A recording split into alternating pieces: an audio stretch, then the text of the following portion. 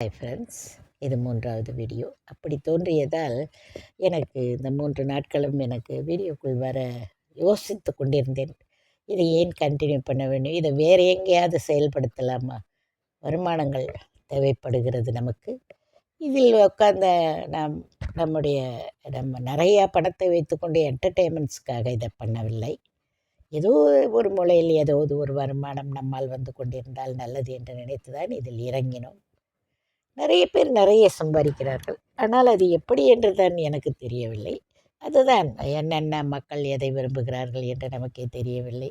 நல்லதுக்கு இந்த நாட்டில் மதிப்பே இல்லை என்பது நன்றாகவே தெரிகிறது. நல்லதை வெறுக்கிறார்கள், கெட்டதை ஏற்றுக்கொள்ளுகிறார்கள்.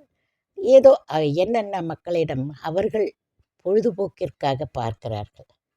இதில் நல்லது கெட்டது என்றெல்லாம் பார்க்கறதில்ல. பார்க்கும்போது என்னவோ அது அவங்களுக்கு மனசுக்கு பிடிச்சிருந்தா உடனே லைக்கை தட்டி விடுகிறார்கள்.